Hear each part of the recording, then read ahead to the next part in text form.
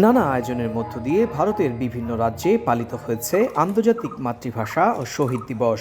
অন্যান্য বারের মতো এবারও পশ্চিমবঙ্গ রাজ্য সরকার দিবসটি উদযাপন করেছে। এবারের আয়োজনে বিশেষভাবে স্মরণ করা হয় সদ্য প্রয়াত সঙ্গীত শিল্পী প্রতুল মুখোপাধ্যায়কে।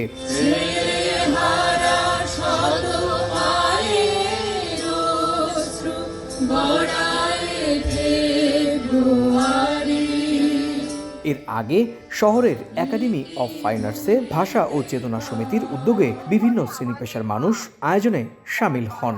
২১-এর প্রথম প্রহরে ভাষা নিয়ে কাজ করা গুণীদের সংবর্ধনা দিয়ে দিবসের সূচনা করেন বিশিষ্টজনরা। পথে পথে ফুটে ওঠে বর্ণমালা। কবিগুরু রবীন্দ্রনাথ ঠাকুরের শান্তিনিকেতনেও পালিত হয় দিবসটি। সেখানে অংশ নেন বাংলাদেশি ছাত্রছাত্রীরা।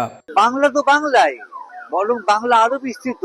উড়িষ্যার কতখানি বাংলা বলে, মণিপুরের কতখানি বাংলা বলে, ত্রিপুরার কতখানি বাংলা বলে।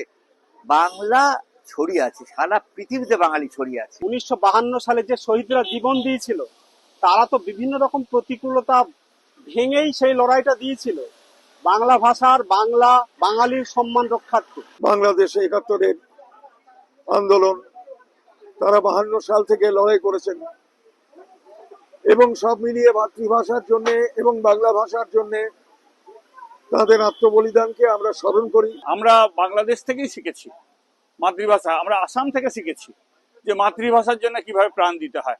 বাংলাদেশে ৮ জন মানুষ প্রাণ দিয়েছেন, পরে আরো লাখ লাখ মানুষ শহীদ হয়েছেন রক্ষা করতে গিয়ে।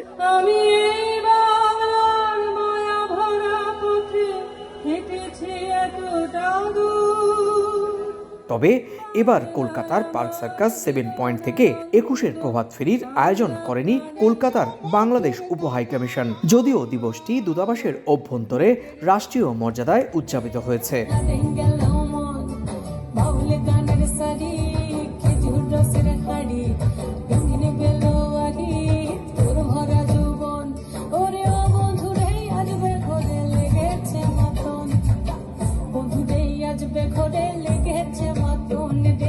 সুব্রত আচার্য, সময় সংবাদ, ভারত।